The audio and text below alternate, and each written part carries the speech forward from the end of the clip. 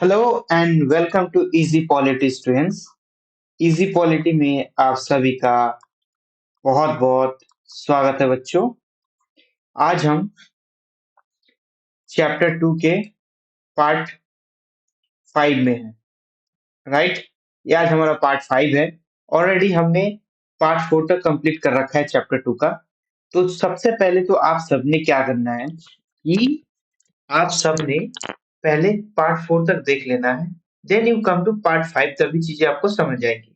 ठीक है, ये आज हमारा इस चैप्टर का आखिरी पार्ट होने वाला है और हम कोशिश कर रहे हैं कि जल्दी से जल्दी बाकी के जितने रिमेनिंग चैप्टर्स है आप सबको टाइम पे हम डिलीवर कर पाए। हम उसके लिए बहुत नो मेहनत से काम कर रहे हैं। And students, I hope you are liking our lectures. और अगर आप कोई भी डाउट, कोई भी कंफ्यूजन हो, कुछ भी क्वेरी हो, कोई सजेशंस हो, तो आप सारे लोग कमेंट बॉक्स में बता सकते हो, राइट। आप सारे लोग कमेंट बॉक्स में बता सकते हो। And I am hoping that आप सारे अच्छे से पढ़ाई कर रहे हो। कहीं पे कोई भी डाउट है, कुछ भी प्रॉब्लम हो, तो आप अपना मैसेज डायरेक्टली आप टेलीग्राम चैनल पे भी पूछ सकते हो। टेलीग्राम चैनल का नाम क्या है? Easy polity. Easy polity Telegram channel का नाम है। इस चीज को मैं डिस्क्रिप्शन बॉक्स या कमेंट बॉक्स पे मैं डाल दूंगा। ठीक है, इन सारी इस चीज को डाल दूंगा सो दैट आपको इजीली चैनल का लिंक मिल जाए। और अगर कोई डाउट हो, कोई कंफ्यूजन हो, तो आप मतलब वहां पे डायरेक्टली पूछ सकते हो। ठीक है स्टूडेंट्स, एंड तो आज का क्लास हम शुरू करते हैं। और ये आज हमारा आखिरी पार्ट होने वाला है। इसके बाद वाले पार्ट में डायरेक्टली अब हम चैप्टर 3 में मिलेंगे। और अभी तक मुझे पूरी उम्मीद है कि आपने चैप्टर 1 के जितने भी लेक्चर्स अपलोडेड है वो आपने देख रखा होगा। आप चैप्टर 2 के जितने भी अपलोडेड लेक्चर्स है उसको भी देख रखा होगा। इन केस अगर आपको फर्स्ट टाइम में समझ नहीं आता, अगर फर्स्ट टाइम में अगर चीजें आपको समझ नहीं आ रही है, तो आपने क्या करना है, एक लेक्चर को 2 से 3 बारी देखना है। पहला नॉर्मल स्पीड, ठीक है, दूसरा 1.5 की स्पीड पे, और you can watch at two two speed, two into two के स्पीड पे आप देख सकते हो। ठीक है, सो लेट्स बिगिन। आज आज हम आखिरी पार्ट करने वाले हैं। एंड मुझे पूरी उम्मीद है आप सब पूरे ध्यान से और और जो भी जो जो लिंकेजेस है उसको आप लिंक करने का कोशिश करोगे। और मैं पूरी तरीके से कोशिश करूंगा कि आपको बेटर से better and easy and day to day life से नो रिलेट करके चीजों को समझा सकूं, सो दैट आपको पॉलिटिकल साइंस पढ़ के मजा आए, आपको रट्टा ना मारना पड़े। And of course exam point of view से क्या क्या इंपॉर्टेंट है उसको भी मैं साथ में कवर करूंगा। स्टूडेंट्स, मैं ऐसे प्लानिंग कर रहा हूँ, आखिरी पहले की वीडियोस में भी मैंने बता रखा है कि हम आपको क्वेश्चन आंसर्स प्रोवाइड कर देंगे जो कि आपके एग्जाम्स में आने के 90% चांसेस है। यहाँ से 90% क्वेश्चंस आपके एग्जाम्स में आएंगे ही आएंगे।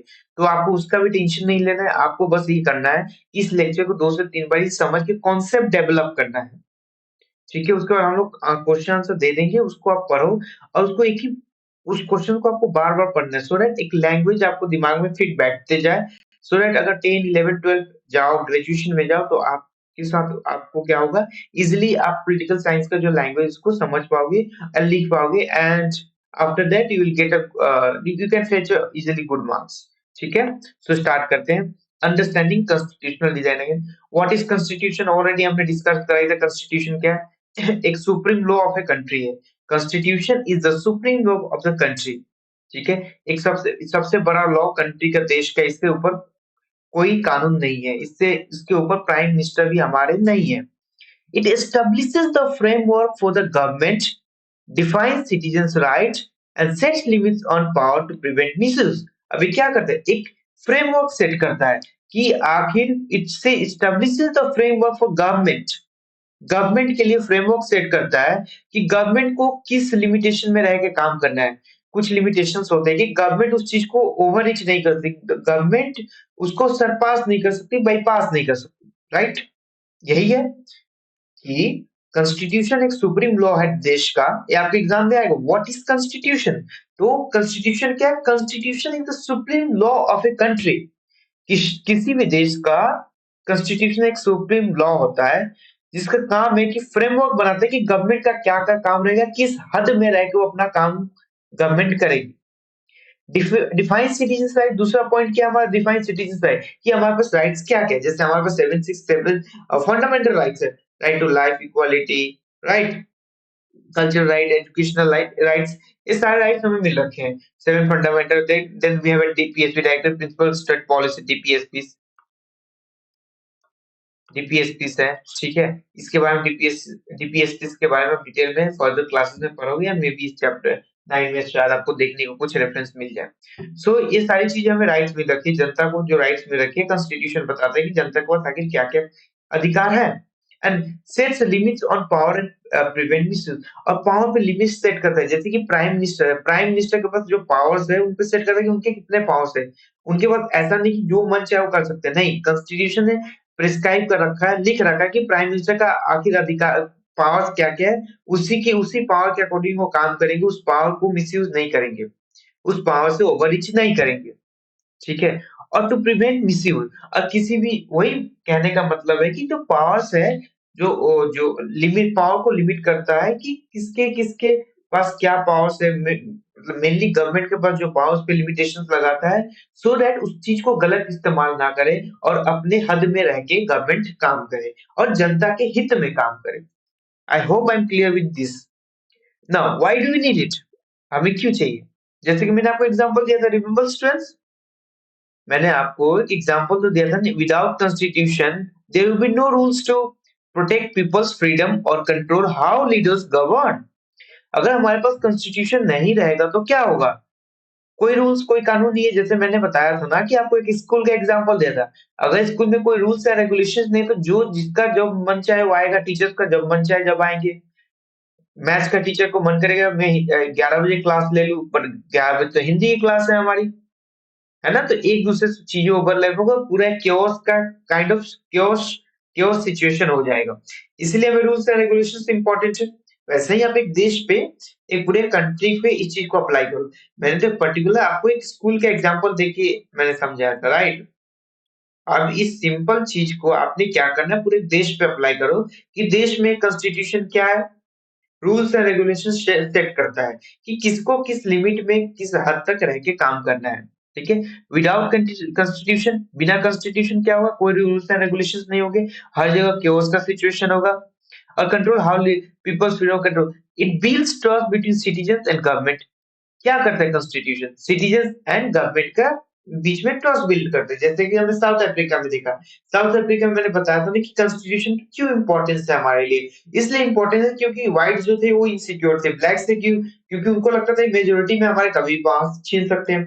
ब्लैक को माइनॉरिटी से दिक्कत है क्योंकि वो सारे जो कंट्रोल, गवर्नमेंट कंट्रोल, जो जितने ऑफिशियल थे वो सारे व्हाइट्स के थे, तो उनको ये डर था कि कहीं ना कहीं मुझे रेसियल हमारे साथ डिस्क्रिमिनेशन कर रहे हैं और हमेशा कहीं ना कहीं हमें डिस्क्रिमिनेट करके रखेंगे, हमें पावर्स नहीं देंगे। तो उनको डर, ब्लैक को व्हाइट से डर था। इसका मेन सॉल्यूशन क्या है? सॉल्यूशन ये है कि हम एक एक एक बुक बनाएंगे, एक किताब होगा, एक कॉपी होगा, एक बुक होगा, नोटबुक है। नोटबुक में हम लोग क्लियरली प्रेस्क्राइब करेंगे कि ब्लैक के पास क्या राइट है एंड व्हाइट्स के पास क्या राइट्स है। सो दैट हम इसी के अकॉर्डिंग एक क्या होगा, रूल बुक होगा। इसको हम लोग क्या बोल दिया, हमने इसको कह दिया स्टूडेंट्स रूल बुक, राइट। इसको हमने स्टूडेंट्स क्या बोला, रूल बुक है। इस रूल बुक में प्रिस्क्राइब किया गया है कि ब्लैक्स के पास क्या क्या पावर्स होंगे, राइट, व्हाइट के पास क्या क्या पावर्स होंगे, और इसी के अकॉर्डिंग अब क्या होगा, चीजें चलेगा। ये कहीं न कहीं एक लिमिटेशन, एक डिसिप्लिन और यू कैन से एक रूल सेट करता है कि आखिर चीज़ों को चलाना कैसा है, और it's build a trust among the citizens and the government. तो समझ में आया? पहले हमने कॉन्स्टिट्यूशन देखा, कॉन्स्टिट्यूशन एक रूल बुक है, राइट, जो लिमिट सेट करता है, प्रिवेंट मिसयूज करता है, देन सिटीजंस का क्या राइट है वो प्रिस्क्राइब करके रखता है। देन हमने ये देखा why do you need a constitution, आखिर हमें कॉन्स्टिट्यूशन क्यों चाहिए? क्योंकि एक ट्रस्ट बिल्ड कर सके सिटीजंस एंड गवर्नमेंट के बीच में कि आखिर सिटीजंस के क्या-क्या राइट्स हैं। और गवर्नमेंट के पास क्या-क्या पावर्स है और गवर्नमेंट कभी भी सप्रेस ना करे सिटीजन को और सिटीजन्स भी गवर्नमेंट से कोऑपरेट करके चले ताकि जो देश है तरीके से सही से चल सके और एक रूल रहेगा, कानून रहेगा तो चीज़ें केओस में नहीं होगा। जैसे कि आपको मैंने स्कूल का एग्ज़ाम्पल दिया, वहाँ तो चीज़ें केओस में नहीं है ना, वहाँ पे सब कुछ डिसिप्लिन से चीज़ें चल रहा है कि 8 बजे आप सबने स्कूल में आना है मतलब आना है। 8:30 में आपका periods I mean assembly ground में आपने पहुँचना है, 9 बजे से आपकी क्लासेस शुरू हो जाएगी, है ना? 10 बजे से आपका हिंदी क्लास होगा, 11 बजे से मैथ्स, 12 बजे से आपका टिफ़िन ब्रेक। अगर जस्ट इमेजिन द सिनेरियो अगर ये सारी चीज़ें अगर प्रिस्क्राइब किया हुआ ना हो, लिखा हुआ ना हो, तो आप क्या करोगे? आपको तो कन्फ्यूज़न होगी ना कि चीज़ें कैसे चल रही है। आपको तो कन्फ्यूज़न होगी आई मीन सबको कन्फ्यूज़न होगी कि जैसे कि आप एक स्टूडेंट हो, आपको मन करेगा नहीं आज तो मैं मुझे सोना है यार, मुझे आज उठने का मन नहीं है, मैं तो कल रात को सीरीज़ देख रहा था, इंस्टाग्राम पर रील्स स्क्रॉल कर रहा था, है ना?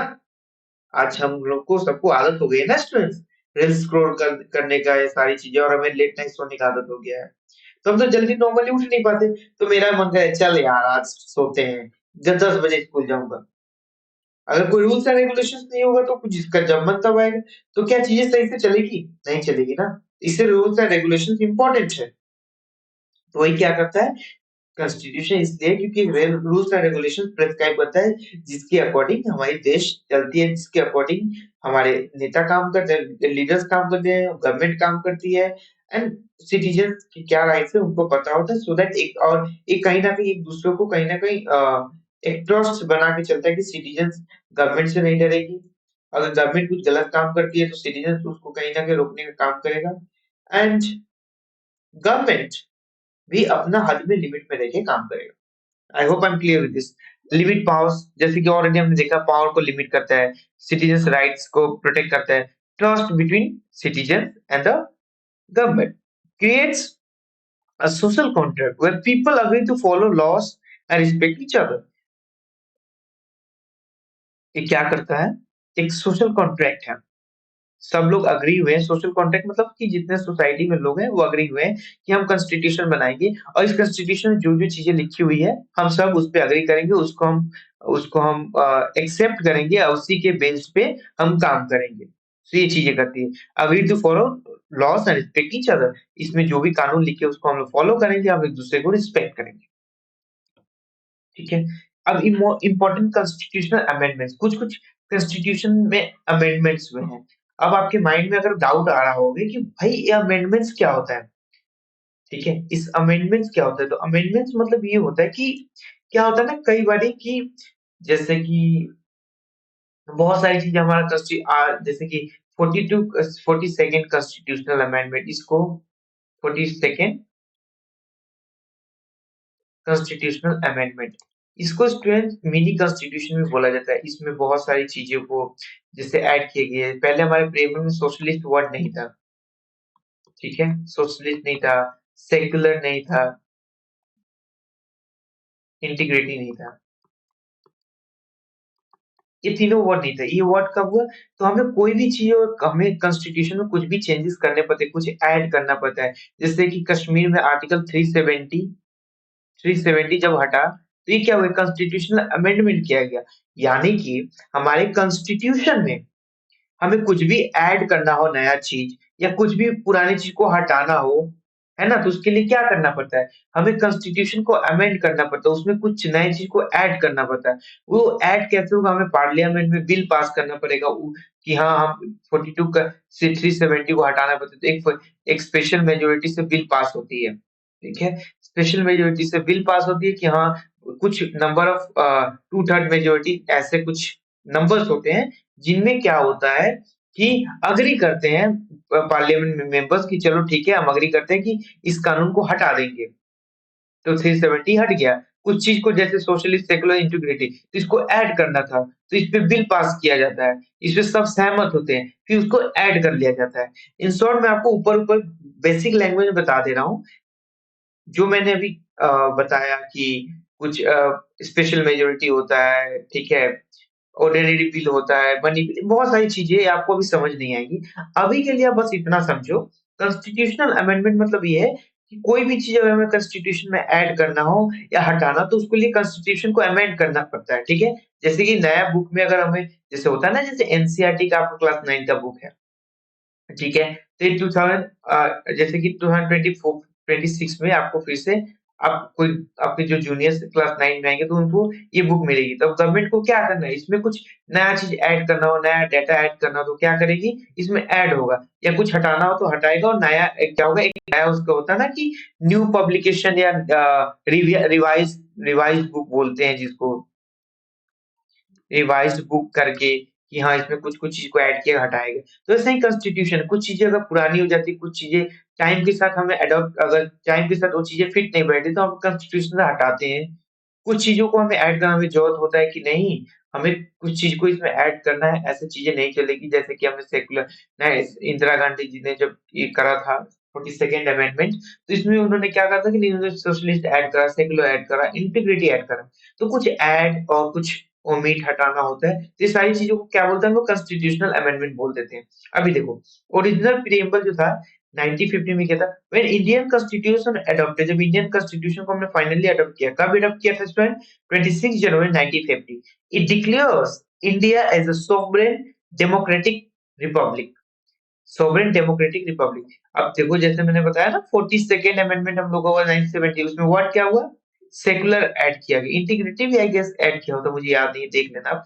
यहाँ पे तो लिखा हुआ है कि सेक्युलर ऐड किया गया एंड सोशलिस्ट ऐड किया गया। were added to the preamble, making an Indian sovereign socialist secular democratic and republic. ठीक है? तो ये सारी चीज़ ऐड करेंगे। व्हाट दिस मीन्स, इसका मतलब क्या है? Socialist, economically equality and reducing wealth gap. Socialist मतलब क्या है?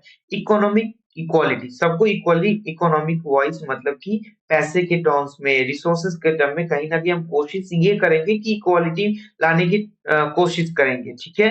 एंड जो गैप है रिच एंड पुअर में, ये इनकम गैप जो भी उसको भी हम रिड्यूस करने का काम करेंगे, उसको बोल देते हैं हम सोशलिस्ट। सेक्युलर मतलब क्या? All religions are equal, no state religion. जितने भी हिंदू, मुस्लिम, सिख, ईसाई, जैन जो भी है सारे इक्वल है, कोई एक दूसरे से बड़ा नहीं है। उसको हम क्या कह देते हैं? सेक्युलर कहते हैं। अब देखते हैं स्टूडेंट्स कि प्रिएम्बल को सोल ऑफ द कॉन्स्टिट्यूशन क्यों बोलते हैं? सबसे important question, why we call soul of the constitution? The preamble is like the introduction that explains the constitution purpose and core values. Constitution क्या है? The preamble is an introduction. एक introduction page है हमारे पूरे constitution का, जब जो कि क्या एक्सप्लेन बताता है कि कॉन्स्टिट्यूशन का पर्पस क्या है, आखिर काम क्या है और इसके वैल्यूज क्या क्या है। जैसे वैल्यू सोशलिस्ट है, सेकुलर है, सोवरेन है, ये सारे इसके वैल्यूज हो गए।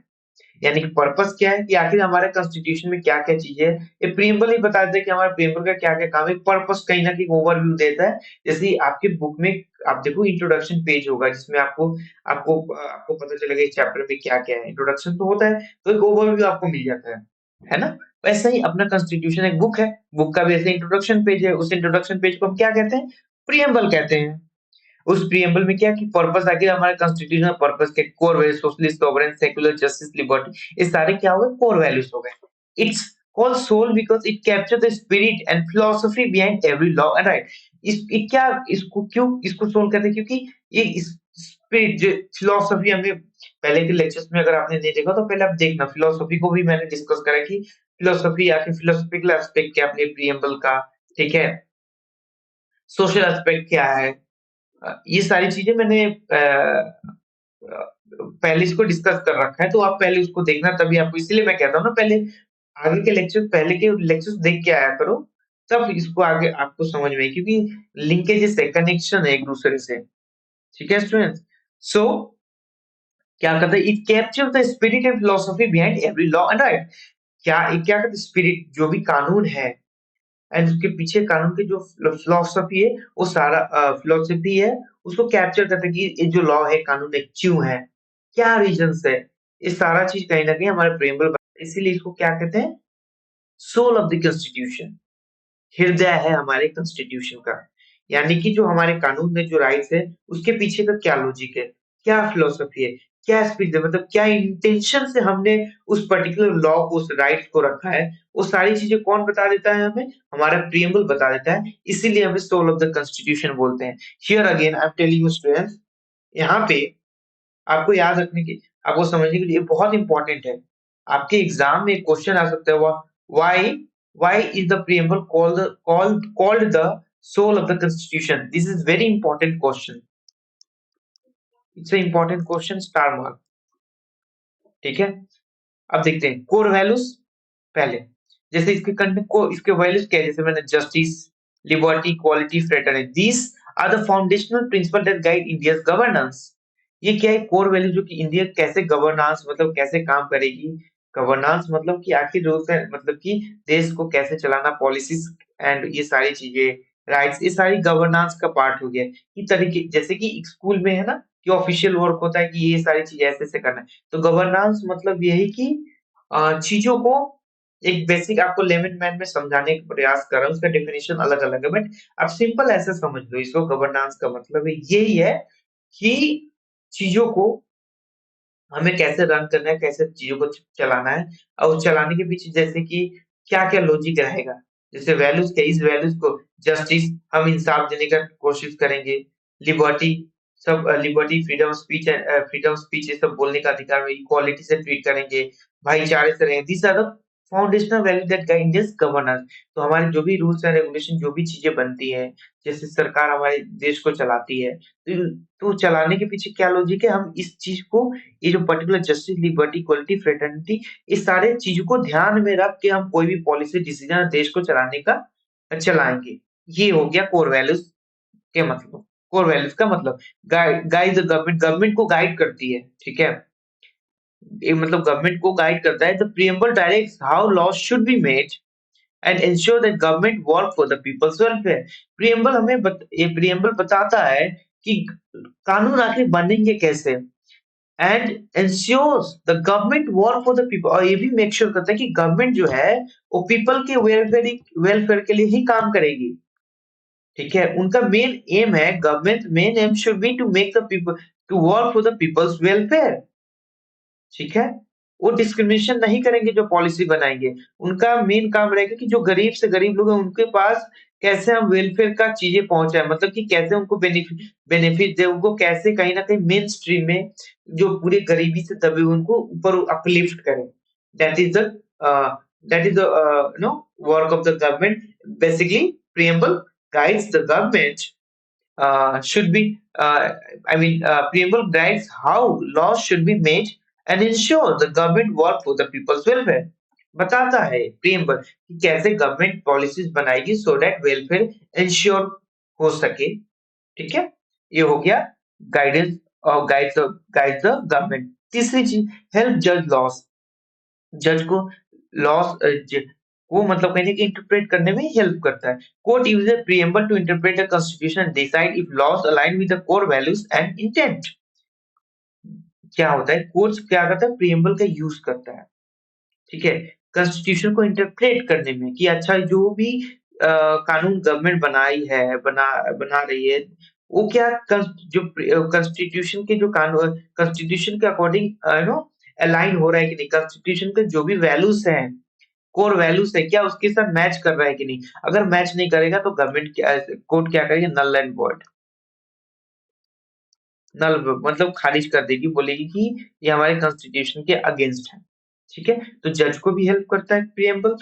कोर वैल्यूज कंटेन करते हैं कि core value justice liberty equality. Government को गाइड करते हैं कि उनको पॉलिसीज कैसे बनाना है और कैसे और उनका मेन काम यही है। प्रीएम्बल बताता है कि कहीं ना वेलफेयर मेक श्योर करें कि वेलफेयर हो, सिटीजन्स का, पीपल्स का वेलफेयर हो। ठीक है, the preamble reflect the spirit of the constitution. It tells us why the constitution exist and what it aims to achieve. Basically spirit of the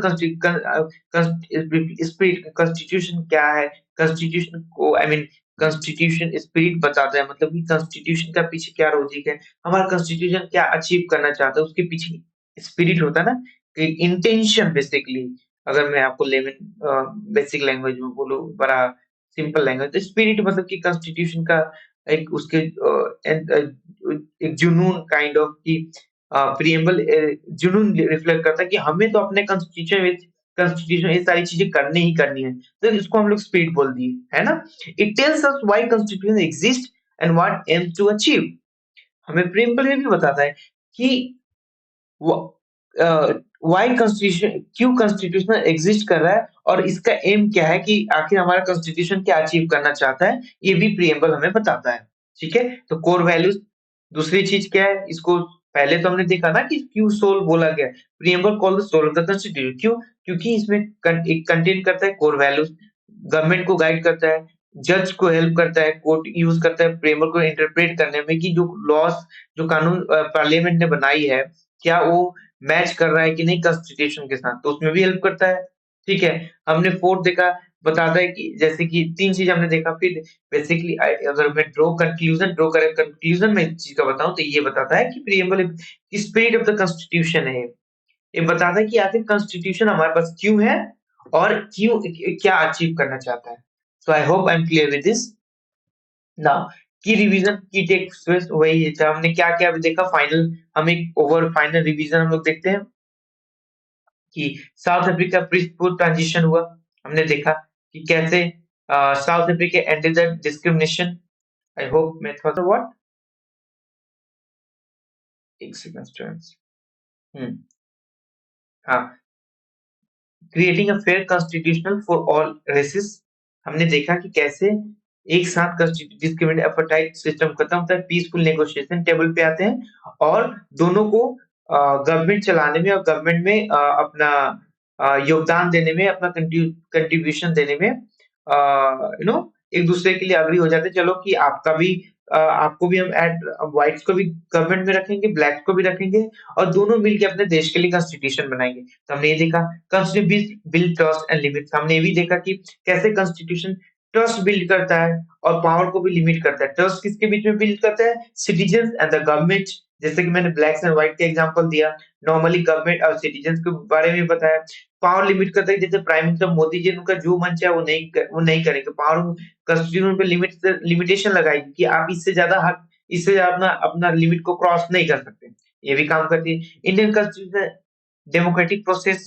Indian constitution made by elected representative in the constitution constituent assembly, making it truly democratic and representative. Indian democratic process से बना हुआ है, मतलब ये कि जो भी जो कंस्टिट्यूएंट असेंबली, जब हमारी जब कॉन्स्टिट्यूशन बनी, उस टाइम क्या हुआ, जो भी मेंबर्स थे उनको इनडायरेक्टली जनता ने ही भेजा था चूज करके कि जाओ हमारे बिहाफ पे आप जाओ, हम आप मेरे लोकेलिटी के हो, मेरे एरिया के हो, तो मेरे बिहाफ पे जाओ, मेरा ये डिमांड है, आप जाके पार्लियामेंट में रखना। पार्लियामेंट में आप जाके हमारे डिमांड्स को रखना और आप काम ये करना कि हम ये चाहते हैं, जैसे कि हमें इक्वालिटी से ट्रीट किया जाए, हमें डिस्क्रिमिनेशन फेस ना करे, जो धर्म के लोग हैं यहाँ पे रहते सब शांति से सुखी से एक साथ रह सके। ये सारी चीजें हमारी डिमांड है। आपको जाना है पार्लियामेंट में, वहां पे जब कॉन्स्टिट्यूशन बनेगा तो उसमें आपको अपनी बात रखनी है और इस चीज को भी ऐड करवाना है। ठीक है, तो इसको हम क्या बोलते हैं? Democratic process. यानी कि हमारा कॉन्स्टिट्यूशन भी बना तो ये नहीं कि रैंडमली कोई कोई एक अथॉरिटी आया डिसाइड खुद ही में कर ले, नहीं, सब जनता ने उनको इनडायरेक्टली चूज करके भेजा था पार्लियामेंट में। वो सारे इकट्ठे मिले और जनता का जो भी वॉइसेस था उनको वहां पे रेस किया और जनता के हिसाब से ही हमारी कॉन्स्टिट्यूशन है, इसलिए हम इसको एक्सेप्ट भी करते हैं। हमें कोई ब्रिटिश ने हमें कॉन्स्टिट्यूशन बना के हमारे नहीं दिया, हमारी जनता जो है डायरेक्टली अपने रिप्रेजेंटेटिव्स को चूज करा और वो रिप्रेजेंटेटिव्स हमारे कॉन्स्टिट्यूशन को बनाने में, फ्रेम करने में बहुत की रोल प्ले किया उन्होंने। ठीक है, प्रीएम्बल और गाइडिंग वैल्यूज हमने देखा अभी की गाइडिंग वैल्यूज जैसे कि जस्टिस, लिबर्टी, इक्वालिटी, फ्रेटर्निटी, ये सारी हमारी गाइडिंग वैल्यूज है that guides all loss and government action. क्या गाइड करता है? कि जो भी लॉस एंड गवर्नमेंट एक्शंस होते हैं सारी चीज को गाइड करता है। कौन गाइड करता है? प्रीएम्बल। प्रीएम्बल के वैल्यूज क्या क्या है? Justice, liberty, equality and fraternity. अब देखो एग्जाम के लिए सबसे इंपॉर्टेंट पॉइंट, ये जो 4 points in your own words and practice explaining them, ये चारों जो पॉइंट्स है ना, जस्टिस, लिबर्टी, इक्वालिटी, अपने इसको लिखो और खुद से एक्सप्लेन करने का कोशिश करो। This will help you answer long form questions confidently. तो जो जो मैं शॉर्ट पॉइंटर्स दे रखा हूँ ना, उसको मैंने ऑलरेडी समझा दिया, उसको अपने लैंग्वेज में लिखने की कोशिश करो। उसके बाद हम बाकी तो क्वेश्चंस आपको एग्जाम में देंगे ही, और लेक्चर समझो कि मैंने उस चीज में क्या-क्या आपको बताया है और खुद से आंसर फ्रेम करने का अभी से कोशिश करो। आपको नहीं आता है तो, अगर आता है तो बहुत अच्छी बात है, बट अभी नहीं आता तो अभी से आप सीखो, क्योंकि आपको फ्यूचर में जाके बहुत काम देने वाला है। ठीक है? So here we are. So I hope you like the chapter 2. Chapter 2 आपने लाइक करा होगा। ये हमारा पार्ट 5 यहाँ पे कंप्लीट होता है। सो अगर आपको बहुत पसंद आया होगा तो please do like the channel और like the videos as well. आप अपने जो भी फ्रेंड्स हैं, जो दोस्त हैं, उनको भी शेयर करो सो दैट उनको भी हेल्प मिले एग्जाम में प्रिपरेशन करने के लिए। और अगर आपकी कोई भी क्वेरीज हो, कोई कोई सजेशन हो या कोई फेवरेट कोई चीज आपने जो इस लेक्चर में आपको अच्छी लगी हो, कोई कॉन्सेप्ट अच्छी लगी हो, तो आप कमेंट करके बताओ, मैं उसका रिप्लाई करूंगा। So that's all students, keep learning and keep going. Signing off. Now will meet in chapter 3। आपका चैप्टर 2 आज फाइनली खत्म होता है। So thank you so much students हमारे साथ बने रहने के लिए। And don't forget to like the videos and share with your friends and comment all the favorite values that I mean what's your favorite value, which is justice your favorite value, or liberty, or equality, or fraternity. Let us know which is your favorite values of our preamble. So thank you once again, and we'll meet again in chapter 3. Bye bye. And I hope students you are doing great. You all are sincere students. So keep learning and keep growing. Thank you.